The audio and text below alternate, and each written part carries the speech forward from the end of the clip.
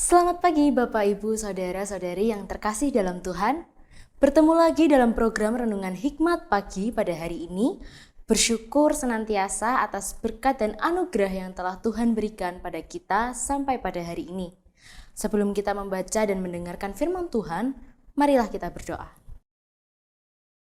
Tuhan, terima kasih atas berkat yang telah Engkau berikan pada kami semua saat ini, sehingga kami masih bisa bangun dari tempat tidur kami dan melakukan aktivitas kami. Tuhan, sebentar kami akan memulai saat teduh ini, kiranya Engkau menjaga hati dan pikiran kami agar kami mampu untuk menjadi pendengar dan pelaku firman-Mu. Terima kasih ya Tuhan, dalam nama Tuhan Yesus kami berdoa dan mengucap syukur. Amin. Tema hikmat pagi hari ini, dampak dari ketekunan.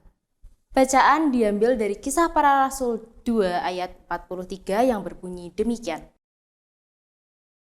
Ketakjuban melanda semua orang sebab rasul-rasul itu mengadakan banyak mujizat dan tanda. Demikian sabda Tuhan. Syukur kepada Allah. Selamat pagi saudara sekalian. Sungguh kita bersyukur karena Tuhan kembali memberikan kesempatan untuk kita boleh bersama-sama mengawali pagi ini dengan merenungkan firman Tuhan. Saudara, dari bacaan firman yang tadi kita dengarkan, kita melihat bahwa ketika sebuah komunitas rohani hidup dalam ketekunan, setia pada firman, intim dalam persekutuan, dan juga konsisten dalam doa seperti yang dicatat dalam ayat 42, maka sesuatu yang supranatural pasti terjadi di lingkungan sekitarnya. Menariknya, buah pertama yang dicatat dari kehidupan jemaat mula-mula bukan sekedar sukacita atau perayaan yang meriah, melainkan ketakutan. Kata ketakutan di sini dalam teks asli Yunani menggunakan kata phobos.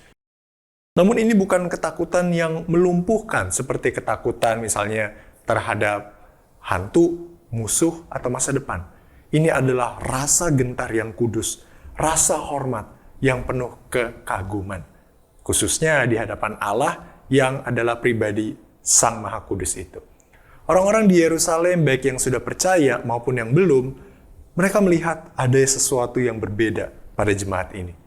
Mereka menyadari bahwa Allah yang hidup itu benar-benar hadir di tengah-tengah mereka. Hadirat Allah begitu nyata sehingga tidak ada ruang untuk hidup main-main, untuk kemunafikan, atau untuk kepalsuan rohani. Bacaan kita hari ini mencatat bahwa rasul-rasul itu mengadakan banyak mujizat dan tanda. Penting untuk melihat urutannya. Mujizat tidak terjadi karena para rasul sedang mengadakan pertunjukan rohani atau untuk menarik massa atau mencari popularitas. Mujizat dan tanda itu terjadi secara alamiah sebagai konfirmasi atas hadirat Allah dan kebenaran firman yang diberitakan. Tanda berfungsi seperti papan penunjuk jalan. Ia tidak menunjuk pada dirinya sendiri, melainkan menunjuk pada Kristus. Ketika jemaat hidup benar di hadapan Tuhan, mujizat menjadi upah alami dari sebuah ketaatan. Banyak orang Kristen hari ini justru membalik polanya. Mereka mengejar mujizat, pengalaman spektakuler, namun mengabaikan hidup yang takut kepada Tuhan.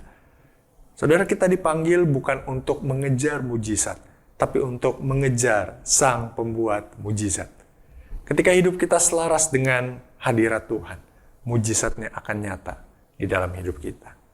Hari ini kita ditantang untuk memeriksa kembali suhu kerohanian kita. Komunitas yang sehat adalah komunitas yang berjalan dalam keseimbangan yang indah. Mereka dipenuhi sukacita keselamatan, namun di saat yang sama, mereka hidup dalam rasa gentar yang kudus di hadapan Allah yang Maha Kuasa.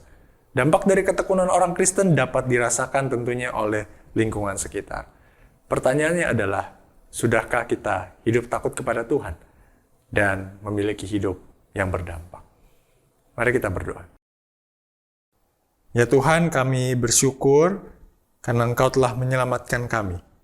Dan kami bersyukur hari ini diingatkan bahwa Tuhan rindu agar kami bukan mencari mujizat, tetapi mencari Sang Pembuat mujizat.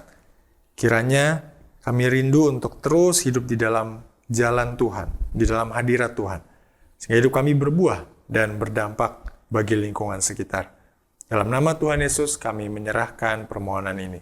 Amin. Saudara, selamat pagi, selamat beraktivitas, selamat menjalani kehidupan ini dalam anugerah Tuhan. Hiduplah berdampak bagi lingkungan. Tuhan menolong kita.